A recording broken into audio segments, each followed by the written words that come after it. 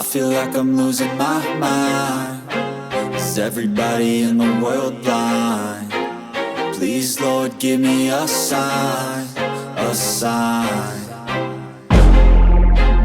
I feel like I'm losing my mind.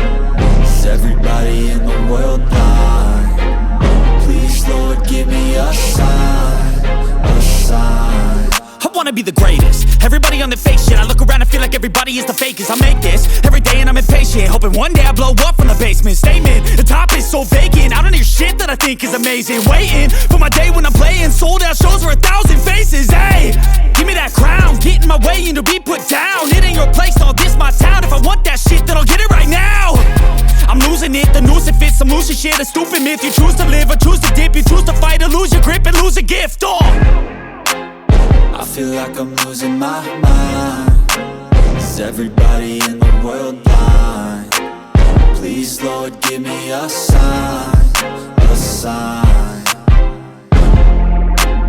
I feel like I'm losing my mind. Is everybody in the world? Bisa dibantu? Ya, jadi gini ya, saya tuh lagi mau bertanya soal bisnis yang lagi mungkin yang masih hype di tahun 2024. Siap. Boleh minta waktunya? Boleh silakan. Oh iya, dengan siapa? Saya dengan Madun. Oke, siap. Nah, teman-teman, kita udah bersama Madun di sini, salah satu pemilik dari Pep Store Ray. Kita akan tanya-tanya terkait strategi gimana sih bisnis yang lagi hype di tahun 2025 ini. Oke, ikutin terus ya. Boleh ya, dikenalkan dulu aja. Kalau misalkan di sini saya biasa dipanggil tuh Amadun biasanya. Kalau di sini. Cuma kalau misalkan di lain tuh ya paling beda lagi lah nama panggilan. Kayak semuanya sama. Dan kalau di sini biasanya Amadun aja. Oke. Jadi gini ya, saya tuh cukup tertarik ya, maksudnya konsep dari Pep Store ini kan. Ya. Meskipun tempatnya tidak terlalu besar, Ya. cuma kalau saya lihat dari sejarah di sini kan cukup lama, Pak. Ya. Tapi mungkin bisa jelaskan lagi nggak, kayak sejarah ataupun pendiriannya pas kapan, kemudian seperti apa? Kejadiannya tuh tahun 2019 di sekitar bulan Oktober, nggak tahu ya antara di bulan Oktober aja lah hitungannya. Di bulan Oktober tuh ya pertama awalnya ya cuma COD-an, sistem COD-an ya liquid, di PES kayak gitu, nggak langsung buka toko buka toko nggak. Cuma awalnya tuh COD-an. Dari COD-an tuh nggak lama karena ada forumnya gitu, ada forum jual beli, akhirnya satu kampung ketemu, akhirnya bukalah toko di situ tuh. Saya sama temen saya gitu hitungannya, dia tuh ngomong gimana kalau misalkan buka toko di sini gitu, kayaknya enak gitu, kita ngambil user yang di sini aja gitu, kita cari pelanggan yang deket-deket aja dulu. Dari situ ya alhamdulillah berjalan gitu. Tidak lama langsung buka toko. Nah, habis buka toko itu tuh ya awalnya kita bingung, karena bingungnya tuh mencari distri gitu hitungannya. Nah, si distrinya itu tuh kalau dulu tuh beda dengan yang sekarang. Kalau dulu tuh kita yang cari distri, jadi bukan distri yang nyari kita gitu. Nah, dari situ ya kita emang suka sering jalan-jalan gitu hitungannya. Akhirnya nyarilah daerah Jakarta. Dulu tuh nyari distri tuh daerah Jakarta, bukan di daerah Bekasi. Kalau sekarang tuh udah kompleks lah bahasanya, udah banyak di Bekasi, sampai di Cibarusah pun sekarang udah ada distri gitu hitungannya. Kalau dulu tuh paling ya cuma distri-distri gede doang gitu, dan itu pun nggak mudah gitu hitungannya. Karena kalau distri dulu tuh dia tuh selalu minta foto toko, terus minta SKU, ya selebihnya ya kayak gitulah hitungannya. Nah, akhirnya dari situ ya kita coba cari lagi yang lain, akhirnya nemu, ya berkembanglah sampai saat ini gitu. Alhamdulillah. Oke banget ya. Ya. Waktu itu masih kuliah apa gimana ya? Kalau saya masih kerja, kalau temen saya tuh dulu di sini tuh dulu dia sambil jualan lampu sama pulsa. Awalnya. Nggak langsung dia buka toko langsung toko, tapi jualan lampu sama pulsa. Berarti benar-benar dari nol banget ya? Dari nol banget, nggak langsung gede, nggak. Terus kira-kira apa sih yang menginspirasi gitu? Buat Pep Store nih, bagus nih kayaknya nih. Karena ada peluang sih sebenarnya. Satu peluang, kedua tuh karena di sini belum ada Pep Store gitu hitungannya. Akhirnya kita buka karena peluang kita tuh ya gede juga di sini gitu. Satu, perkampungan dengan harga yang murah hitungannya. Kedua, dengan apa ya, aksesnya itu deket sama industri gitu hitungannya. Iya, Jadi betul kita banget. ngambilnya tuh industri aja, walaupun perkampungan dengan kita yang sehemat mungkin, tapi kita ngambilnya dari industri gitu. Betul. Karena di sini juga banyak pendatang ya. Banyak pendatang gitu, kayak gitu. Tapi hanya sendiri, Amadun ini punya basic nggak sih dari rokok elektrik gitu? Sebelumnya? Awalnya sama, pengguna juga. Awalnya pengguna, tapi kita belajar sekalian di toko bahasanya. Nggak langsung kita tuh langsung punya basicnya langsung, nggak. Tetap kita belajar juga di toko juga sambil berjalan lah hitungannya. Betul. Nah, aku pengen tahu nggak, kalau boleh bisa dibocorin kira-kira strategi apa sih? Maksudnya cara untuk strategi operasionalnya. Kita tahu bahwa Ray Vape Store ini kan berada di, bisa dibilang ini udah kota ya, cuman agak-agak Pinggir gitu Ya. ya. Gimana kayak gitu strategi? Kalau misalkan strategi kayak gitu tuh kita ngambilnya dari ulasan dari Google Map. Jadi kalau misalkan kita baru buka toko hitungannya, kita cari dulu diskonan. Awalnya tuh pokoknya kita harus ngasih diskon ke pelanggan tuh, bener-bener kasih diskon. Jadi seminim mungkin kita harganya di bawah orang lain, tapi kita nggak ngejatuhin harga orang lain, tapi kita sistemnya tuh diskon gitu hitungannya. Rugi nggak itu? Ya sebenarnya kalau misalkan disebut rugi ya rugi, tapi kita demi keuntungan yang lebih besar lagi nantinya, kita harus mengorbankan di situ. Luar biasa berarti. Terus yang nentuin lokasi tuh? Kalau lokasi itu ya teman saya, Karena emang orang sini apa gimana? karena orang sini gitu. Satu, dekat dengan rumah, jadi nggak terlalu jauh juga dari rumah gitu hitungannya, biar kita bisa kepantau hitungan kayak gitu.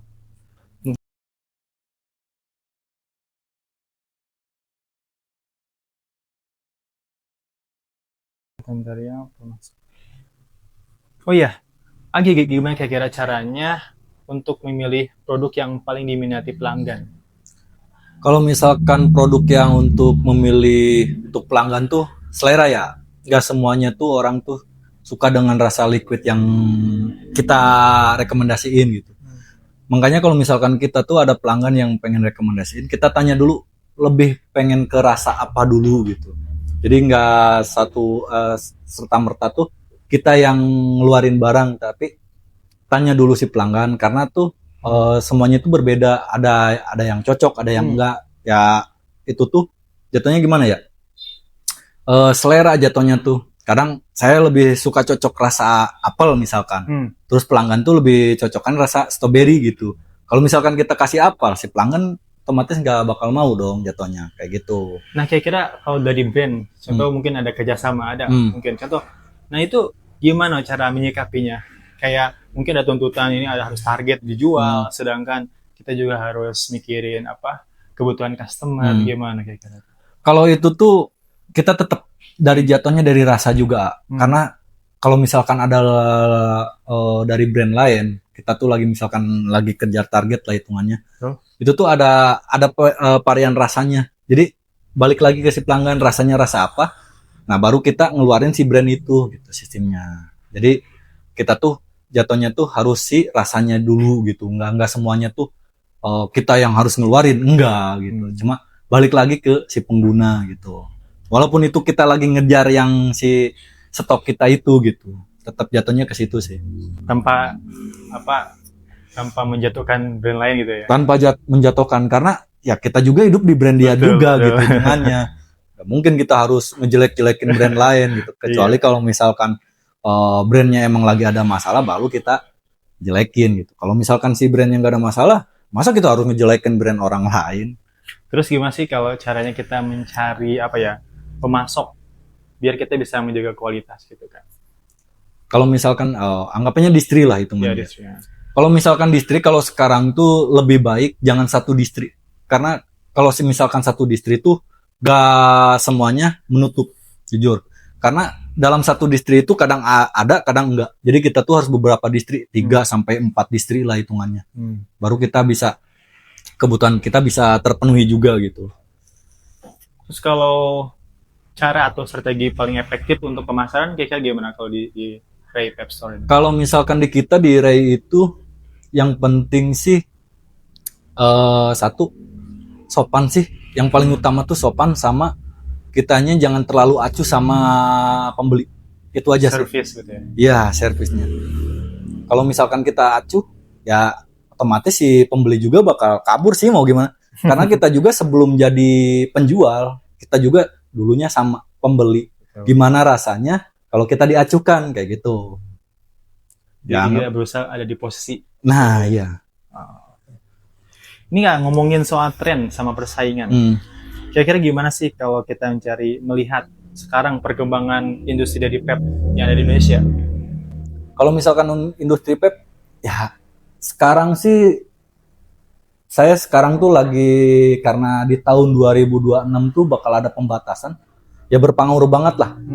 Karena di tahun 2026 ada pembatasan liquid 20 mili, nggak ada rasa hitungannya. Terus ditambah lagi apa ya hitungannya kemarin tuh, pokoknya ada pembatasan lah. Nah itu sangat berpengaruh banget lah buat kita hitungannya. Sekarang liquid aja udah 60 mili aja kita udah berpengaruh banyak gitu hitungannya. Apalagi dengan sekarang tuh dengan liquid 20 mili tanpa rasa, tanpa packaging hitungannya benar-benar polos. Kita sulit lah menyikapinya juga kalau kayak gitu mah. Gak bakal maju lah hitungannya, malah jatuhnya tuh menjatuhkan UMKM juga gitu hitungannya. Harus banyak lagi pertimbangan lah kalau misalkan ke situ mah. Untuk membedakan nih, kira-kira apa yang bisa membedakan antara Ray Vape Store dengan kompetitor lain kira-kira? Sebenarnya nggak ada bedanya, semuanya sama sih kalau misalkan vape store lain sama. Cuma kalau misalkan membedakan itu, kalau misalkan ini ya paling kita stoknya agak kurang gitu. Kalau misalkan toko lain ya mungkin lebih banyak lagi, karena emang di kita tuh ya awalnya juga merintis gitu sambil berjalan. Cuma kalau misalkan ada kebutuhan lain sebisa mungkin kita bakal di stokin kayak gitu. Jadi kita kalau misalkan orang lain ya mungkin udah ada stoknya, kalau di kita tuh paling jatuhnya di stokin kalau misalkan ini gitu. Paling balik lagi ke si pelanggan juga, kalau misalkan pengen nunggu kita stokin, kalau nggak pengen nunggu ya paling ke tempat lain. Tapi nggak menjatuhkan vape store lain juga gitu hitungnya. Tetap kita juga harus saling membantu selama vape store gitu hitungannya. Selama ini kan udah lama banget ya, udah bertahun-tahun nih. Kira-kira tantangan terbesar dalam menjalani usaha ini apa tuh kira-kira? Ya tantangan terbesar ya paling dari segi modal sih jatuhnya. Modal. Iya, karena di vape store itu jatuhnya modal. Kalau misalkan modal kita kecil, kita ketinggalan sama orang lain. Jadi jatuhnya di situ. Jadi tantangan yang paling utama ya dari modal juga, sama menyikapi kita dengan cara stok.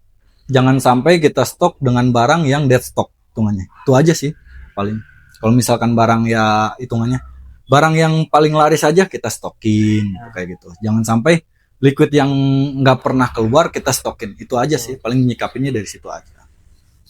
Mengingat ini kan termasuknya kan mengandung nikotin. Berarti kan ini bukan untuk semua umur kan ya? Iya. Kira-kira sebagai A di sini sebagai pemilik dari Ray Vape Store ini kan, gimana kira-kira cara untuk mengedukasi gitu kan untuk pelanggan terkait pengguna vape yang aman seperti apa sih kira-kira? Kalau edukasi untuk underage ya hitungannya, kalau underage itu kita sering edukasi, malah kita sering nolak juga kalau misalkan di bawah umur. Betul. Karena apa?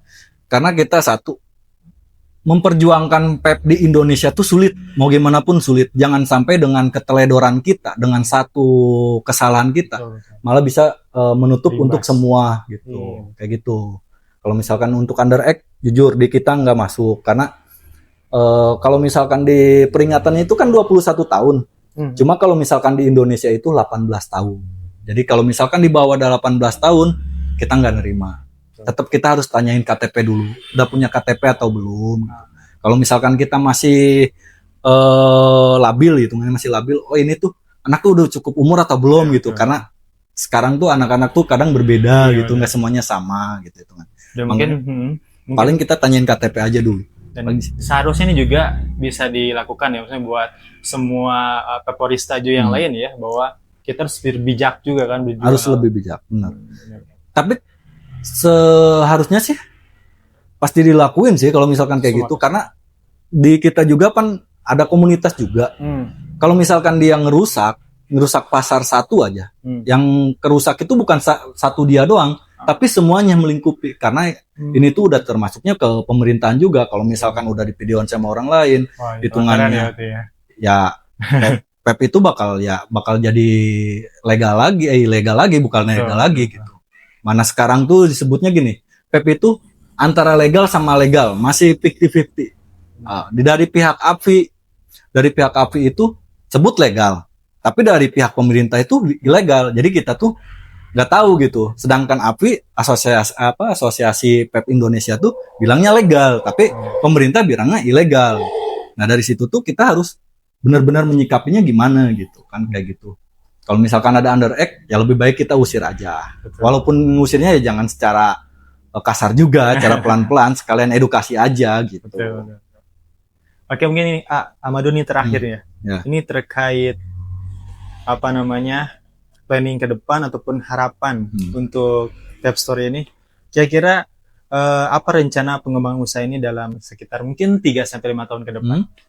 Ya kalau misalkan usaha sih pengen buka cabang sih, sama buka distri sih.